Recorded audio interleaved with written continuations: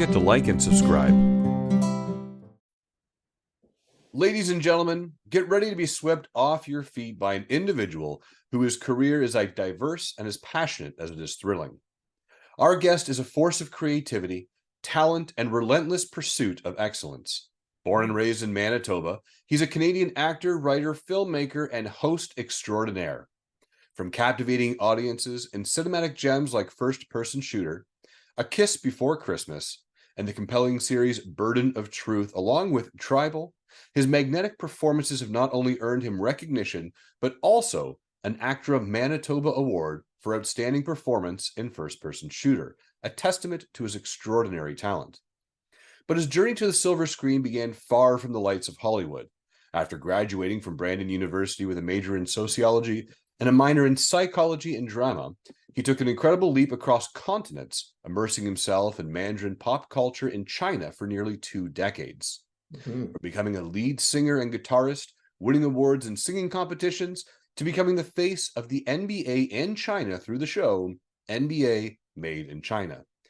He amassed an incredible 10,000 hours in front of the camera, honing his craft and building his exceptional career. However, his creativity endeavors aren't confined to acting alone.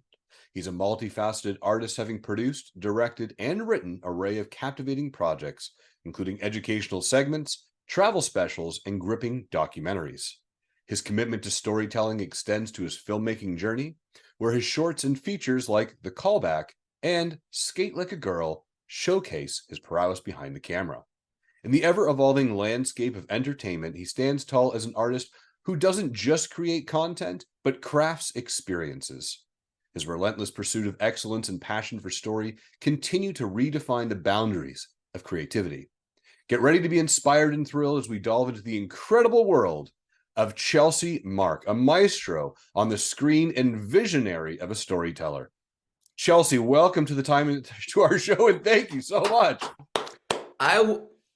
If you could read that to me, I want that transcript. I'm gonna read it to myself every day for ego reinforcement. This is amazing, man. I'm so happy now. I was like gonna cry there. That was great. Thank you. I will ensure that you 100% get that. Yeah, that is amazing. Thank you. Thank you so much for having me. I'm excited to be here. Like I said, I got my coffee. As I'm also a host, you know, I'm curious. What goes in your coffee? You tell me yours, I'll tell you what goes into mine at home. It's coffee with Chris. I have a wonderful blend, actually, that I do between Kicking Horse Coffee and Harvey Brownstone's talk show blend from Breakfast at Dominic's in LA.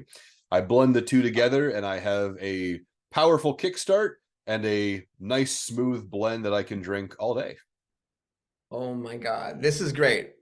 Okay, so you're what's it called? You're really into coffee. So for me and my wife as well, this is a tablespoon of no name instant coffee mix, a tablespoon of Nestle whitener, and zero sugar like Nestle vanilla sugar in here, and that's what it is. So two quite different tastes. Excellent. That's okay though. It's all about the blend. It's all about the love, and whatever you got in your cup is the best part about it. Chelsey, I really want to dive into this with you. Your journey from Manitoba to immersing yourself in Mandarin pop culture in China. This is crazy. It's so fascinating.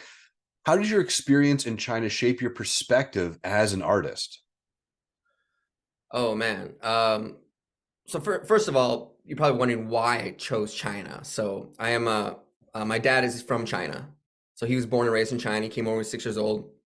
I'm also part Métis, part French, part German, part Portuguese. I'm a mixed heritage jumble of nuts, I guess. So I chose China because I wanted to find the roots. So I went there and yeah, I just lived the life there, and I've forgotten the question that you asked me. What was the question? The question was, how did your experience in China shape your perspective as an artist? Shape my perspective as an artist to know that anything is possible. because in China, there's so much population and market, especially creatively and as an artist. If you can't succeed in China, I can probably say you won't succeed anywhere. Wow. Because literally anything, business venture, creative venture you can think of, there's a market for it over there because there's so much population. I would probably say maybe the States is like that too. A little different in Canada, because there's not a population, right? It's just such a small market. I would say it made me believe in myself that anything is possible. And some of those sets I was on in China, indie sets, but if you brought that indie set over here, that would be like a full-fledged like Oh. big movie because wages are cheaper. There's no union. There's no actor union, so you can do a lot of big things for little money. Um, yeah, so it really opened my eyes. You can do anything. Just to give that belief as an artist that you can do anything you want. So I want to go back for a second here. You said that you went to China kind of on this ancestry self-discovery. Hmm. So walk us through that a little bit. You said, okay, I want to do China. I want to find out my roots. Walk me through that journey. So the journey begins with me living in Canada in a small town, Dauphin, Manitoba, 10,000 people. Went to small town university, Brandon. But like my dad lived was a member of parliament in Canada for 14 years. So being a member of parliament, he really stood up for justice for not just Chinese, but immigrants, especially Ukrainians, because Dauphin used to be the Ukrainian capital of Canada. Mhm. There's a lot of laws that are still written in Canadian law that are really per se bad that still exists. So my dad fought for those. So I felt like, man, my dad is doing all this good, representing Asians, Chinese people. I'm like, man, what Chinese people, Chinese. It's like, what am I doing? Like, I couldn't speak Chinese. I knew nothing about my culture. And it happened that my dad, there was a documentary filmmaker from China that came to do this about my father, who's now my godmother. Her Oh. name is Julia, and she offered me. She's like, hey, if you want to come to China and teach English, I own a school there. I'll get you over there. And then I graduated university, and I'm like, I don't know what to do. And I'm like, well, I'm gonna take up you up in this offer and go find the roots. And then, long story short, 18 years later, I came back. So that's what it began with. So you went to China as a English teacher, and Yes. while you were there, you ended up learning Mandarin yourself. Yeah. So I basically that first year I got back in the day a cassette tape and book and taught myself how to read and write Chinese, literally. And then actually the next year, I got a scholarship to go to university in the second year to study Mandarin for the second year, second and third year. So that's what happened then. Now, while you were down there, you were the host of a show, NBA Made in China. How did you get involved with the NBA? How did you get to be the host of this really interesting show of NBA in China? Yeah, that was like, oh man, it's like so many quotes run through my mind. It's like, everything we do in life is revolved around people. So I actually, one of my friends her name was Ina, and she's Chinese, and she was a producer and director on the show, just out of happenstance. She's just a super talented girl. And she's like, hey, we're looking for hosts for our new show. I'm like, what's the show? He's like, NBA. I'm like, yeah. Like, man, I played basketball. I redshirted for the Brandon Bobcats in university, which is a huge feat if you saw me in real life, because compared to what the university athletes look like. Hmm. So I'm like, yeah. So I made a demo, and the quote from the boss when they saw my demo was, let's make him a star. And it was all because I had a friend that gave me the chance to do that. And that's how I got to be the host of that show. So I want to ask you, with your versatility as an artist, I mean, Hmm. you're doing everything from acting to hosting to writing to singing, guitar playing, and directing. Hmm. Can you share with us what was this pivotal moment in your career that made you realize your passion for storytelling? Like we get that you had a friend and you got onto the NBA there, but it goes way beyond that. You kept pursuing and kept challenging yourself and getting more and more. Hmm. What was going through your mind where you said, hey, I'm going to leave teaching English behind and this is where I am now. This is my passion. This is my path. Um, this is a very egotistical story, Chris. I like to say my ego is pretty much humbled and like stomped into the ground, which is a good thing. But back in the day, when I was in university, I don't know if you remember, there used to be a Much Music VJ Mhm. competition. Yep. So when I was in university, my best friend Anders and I made a tape to be a VJ, and I got on TV, and that like I thought I was gonna like be the top five, but I didn't. And my ego got so mad. I said, you know what? I'm not gonna be the one interviewing the stars. I'm gonna be the star. And that's where literally all of this rooted from. And then when I got to China, I literally saw an ad for a guitarist and a singer, a foreign guitarist and singer to be in a band. And I met the guy and I was with him for 5 years, like traveling around China, doing cover bands, cover songs in hotels, motels, and every little small place in China. And because I was just so like confident that I'm going to be the star. But I mean, the deeper part of that is my passion is like I love to perform. Like I'm a performer at heart. Like that's I love to make people smile by performing, and I love live and being a performer. So that's where it all rooted from.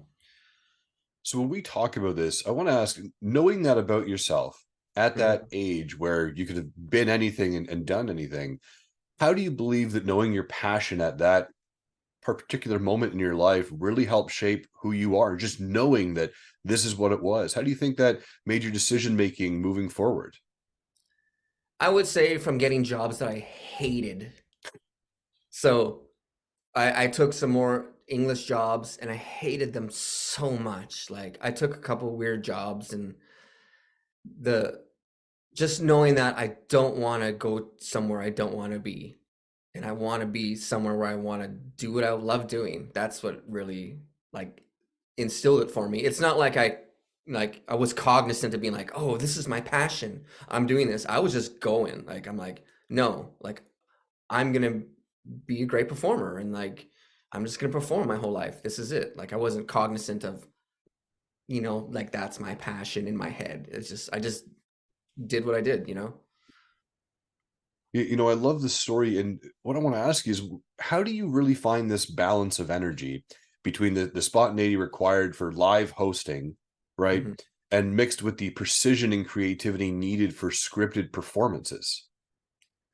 Um, I would say when you get to the thick of things, when you've been emceeing for so long, you really can't veer off the script that much, which is pretty much like acting. Like acting, I mean, acting in Canada, like I haven't been anywhere where the director's been like, "Oh, let's improvise," like on a real set. It's never happened. You know, it's like stick to the script, say the words. Mhm. That's it. And when you're emceeing, especially in China, like you get a script and Oh, you can, yeah, you very like I did a ton of brands, like every brand you can think of I hosted for, like Air Jordan, Volkswagen. I my pride and joy was I hosted Taylor Swift in Shanghai and was the only MC that hosted her fan press media party. Like I've done everything, so the script is very very like detailed, so you don't veer off from the script because brands don't like that because they want to feel safe. So I just feel it's a lot like hosting acting, but you just add, besides being positive and fun and full of energy, you just add different emotions to that script in acting. now, did you also take this with your guitaring and singing when you were in your band as well, going the hotels, motels, and playing all the gigs? I would say so. I would say that, like in the words of, I'm pretty sure it's Morgan Freeman, or maybe it's Jack Nicholson. As an actor, the only thing you really have to worry about is every line, every word, you have to be interesting. Hmm. You have to be interesting. If you're not interesting, then you haven't put in the work. You haven't put in the work in the craft. So, being a performer, singer, guitar, you you're performing and you really are acting because, you can only sing a love song so many times before you don't have that love in your heart, right? Like you just, unless you wrote it, maybe, I don't know. So every time you're acting on stage too, like, really getting into it, and every song is a different performance, rock song, fast song, pop song, disco song. It's all like different, you know, I guess representing generations of emotions and feeling, but whatever the music brings. It's this neat take on, when you do a stand-up or when you're doing improv and when you're playing in a band, your audience is coming for the first time is the best way, right? You have played this Mhm. song 30 times this week and you're over it, but that audience member hasn't heard this yet. And if you're not bringing your 100%, that full energy, they're going to see that and be like, well, if you don't necessarily care about the song, why should I? Yes, 1,000%. And I don't know how much we can dive into positivity and your frequency that you put out, Mhm. but people can feel it. They really feel it when you're not into something, man. People, if they can't see it, but they just know it. They're just like, nah, this guy, it's he's not into it. They can feel it, you know, especially with music, right? Well, with music for sure. It's all about a feeling and movements and making sure it seems like it's the right or the draw for them, right? Hmm. So when we talk about these draws and these right moments and these right feelings, and I want to look at your film here, the first person shooter, which earned you your Actor Manitoba Award for outstanding performance. Yes. What drew you to that role? Well, as any actor, you'd be like, "'Cause I booked it." Good You point. know, like, man, any role I book, I'm attracted to that role. You know, specifically for this one though, it was and it was like I play Chinese in that. Mhm. Like I'm so I really knew what it meant because I spent 18 years in China. You know, I really understood what that character was coming from, and to be honest, that I've never said this in any of the interviews before, but that when you win an award, especially for acting, like that award was basically for our movie that I got that award because the lead in that really helped me a lot. All the other actors and all the crew were just so wonderful that like literally like made me feel safe that I could do all these things. The director as well, like it just doesn't represent me as an actor. It represented the team that I got that because without them, it well, as an actor, it's reaction and react. You know, like you really understand that that was an award for us, not just me, in that sense. So when you talk about accepting this award and we talk about getting that recognition, how did Mhm. you prepare for such an intense character? And it leads to this award win. So what was this preparation that you did for the character? That character is very much my dad. Because he's a businessman, doesn't take no shit, speaks the truth. Um, yeah, it's pretty much based on my dad and almost all the businessmen that I met in China. It was pretty easy. Like I just when you interview other actors and I talk to other actors, they're like, some roles I prepare 80 hours for, some roles I prepare nothing for, some roles I prepare half an hour because it depends on your life experience. I mean, obviously I still put in the work, but I just knew that each scene I'm like, oh, I know what he would say. I know what he would do. Um, yeah. Thanks, Dad.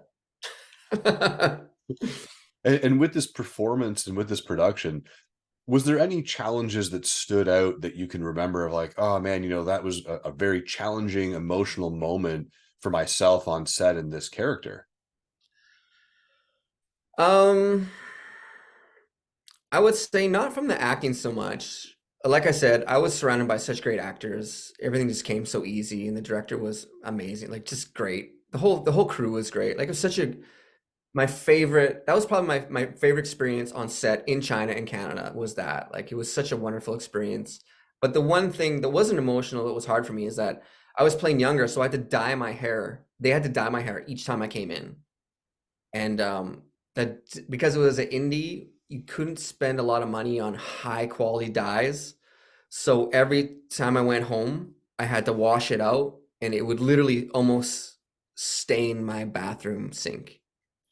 So that was the hardest part of everything. Was going home and washing it out every day.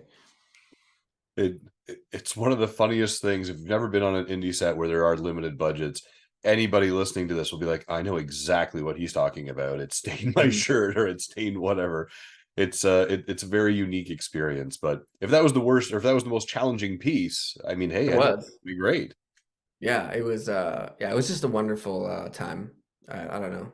It doesn't happen. It's never like that usually. In my experience, like everything just flows together. Everyone's having a good time. Everyone's there for the love of, it's just it was great. Yeah.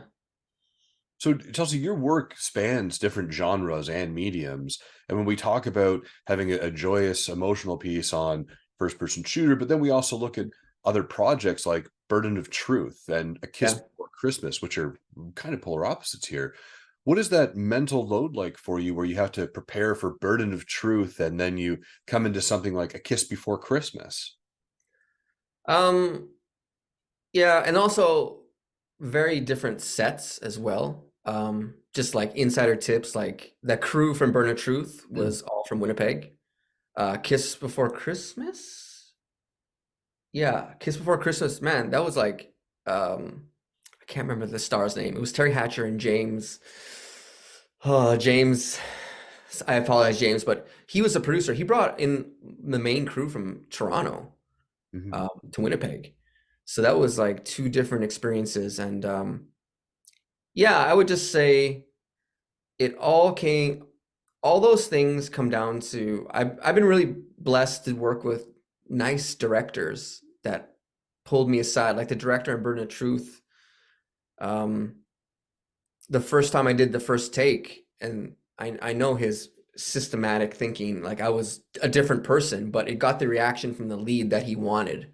So after they had that, he pulled me aside and was like, Chelsey, you can't be, not to be, say, a better actor than the lead, but you can't take over that. So he's like, just do it the way the audition was, which was basically very like monotone, like and quick, like blah blah blah blah blah blah blah. Like, no, we don't allow real lawyers here, blah blah blah. So I would just say on each set, the director made things easy for me by giving me different notes. And that's it is what it is.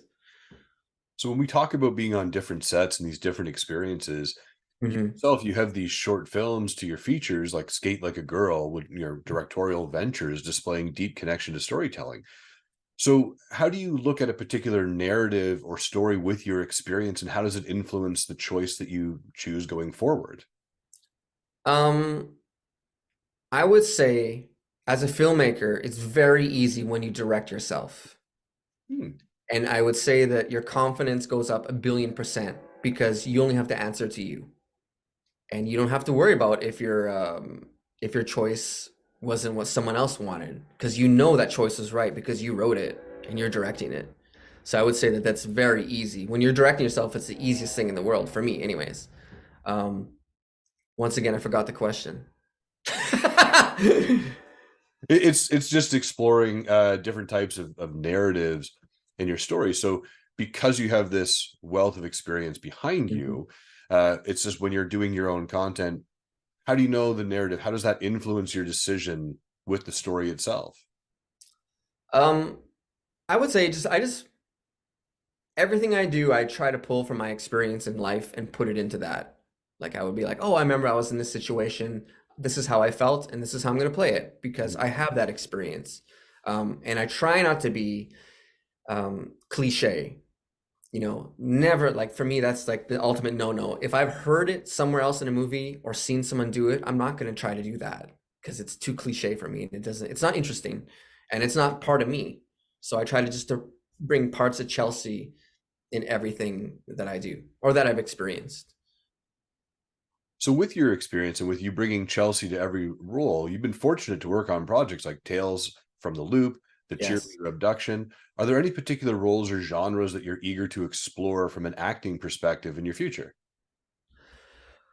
Um, I am about to be a new father. Oh, congratulations. So yeah, thank you. So I'm very excited because I know how much your life experiences affects your acting. Mhm. So I'm really excited to bring as soon as I'm a new father and have that experience of being a father, like to bring that to being a father in like in roles to see how different. I am compared to the Chelsey with son in real life, Chelsey without son, and see how much because it's going to be a huge change. So I'm excited to explore like parent roles um, in movies. That'll be really cool to see. Yeah, thank you. I I hope would so. like to ask you, with your dedication to your craft and even your family, and it's evident through your involvement in diverse projects, but also in your commitment to continuously learning, like at Mhm. the Banff Center for Arts and Creativity's right. How does the screenwriting residency and how do these experiences contribute to your growth as an artist? I would say specifically the Banff one and specifically all the Indigenous programs I've been involved with. It's because I am Métis as well. It really makes you understand how when you're being a writer, you have to be accountable and credible for everything that you write. You can't be a writer and be like, oh, he's just gonna be a Chinese guy cooking in an Italian restaurant. It's like, no, well, it's like, well, why? Like, you have to, the reasons of asking why, and being accountable for someone saying, like, someone's experience has to be accountable for things. Like, um, and in that way, it does make the writing better as well. But specifically, just being accountable and credible for everything that you write and putting in the work to writing specifically. Like, do your research, interview people, um, yeah, and keep up the craft, become a better writer. It really affected me. So when we talk about these experiences in your writing, I mean, your journey and your upbringing from a farm to becoming a distinguished artist is inspiring. How do your roots in Manitoba influence your artistic vision and the stories that you tell? I would say it's affected me in the sense of being a better person. I always like to pride myself on being a professional human being as well, and that nothing is too important. Like nothing's important in life. Nothing's more important than right now. Mhm. Like you and I talking. And that's like a small town mentality is that like why don't I have 5 minutes to talk to you right now? Like if I saw you on the street. Like what do I have so important that I can't be in this moment right now with whoever I meet and have a conversation or help someone out? Like there's nothing more important than right now. And I feel that um specifically in writing and being on a set, an actor set, and being nice, like genuinely nice and interested in everyone that you meet, it really helps. Well, it helps everyone by being a nice person, but makes you appreciate everything that happens and everyone you meet. So I would say the small. I need some coffee. Small town mentality of being in the moment and being appreciative and having gratitude for everyone you meet is really helped my career path and my craft as well. Chelsey, where can people learn more about you? What are your social medias? Do you have a website? How can we get in touch with you? My website, chelseamark.com. There's a lot of stuff on there. My Instagram, you can just search Chelsey Mark on Instagram. And I have a Facebook page. Search like professional pages on Facebook, Chelsey Mark, and you can add me in there, and that would be great. Now, Chelsey, I want to ask you something a little bit more personal. Yeah. What's something that scares you? Something that scares me. The first thing that comes to mind is the day I wake up and I'm like, I'm done. Like the day where I'm like, I think I've had enough of of being an actor, I guess, or stop being creative. That's what scares me. Like one day I wake up, I'm like, nah, I'm not gonna do this anymore. And I do think about that a lot. Actors think about that every day almost, or every audition. But that's probably what scares me the most is really the day where I really throw in the towel. That I don't want that day to happen. That scares me. And Chelsey, if you had the insight of people looking at you, what would you say people tend to misunderstand about you the most? I was just talking about this to my wife the other day.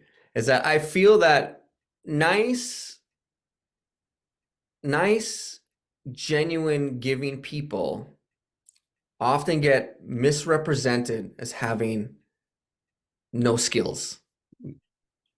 Like, because I'm nice doesn't mean I'm not skilled and work hard. Not, do you know what I mean? Like, Yeah. I think in life, in passing, we're like, oh, that's a nice guy, but he seems like, why is he so nice? Like, why? Like, what does he do for a job? But like, I think people tend to rip people apart as the nicer you give to them, unless you're an innately genuine person. You're like, man, that guy's nice. Or I would say every person that's a professional human being that really understands and is really genuine has worked hard on themselves. I I feel that you worked hard on yourself. You can't become a great human being without working on yourself. So I like that. the only people that realize that are people that have put in the work. But a lot of people aren't like that. So I feel that a lot of people don't understand how much work I've put in to the craft and how much has gone into it, things that I had to done to reach those levels, the networking I've had to done, the skills I've had to attain. Like, it's a mountain, right? So to become a professional. So that's what I think people are maybe looking at me like, oh, it's Chelsey. He's just kind of floating along, doing whatever. But it's not that way. Chelsey, I have time for one more question for you, and thank you so much again for your time today. It's what makes Chelsey Mark smile? Say people like you. Uh, People make me smile. I love people. I love talking to people, and I love making people smile. That was part of my mantra slash mantra is like, I listen to a lot of Deepak Chopra. I don't know if you know who Deepak Chopra is. So one of the key things for happiness is when you find your dharma. Your dharma is an Indian word for like your true purpose in life. And I really feel that my true purpose in life is simply to make people smile, like to bring joy. So when I see people smile, that makes me smile. That's amazing. And as I said, Chelsey, that was my last question for you. Thank you so much for being with us today on Coffee with Chris. Everybody out there, make sure you Google, go to his website, find his Instagram, Chelsey Mark. Thank you again so much. Remember, everyone, to smile to inspire and have a fantastic day. Okay.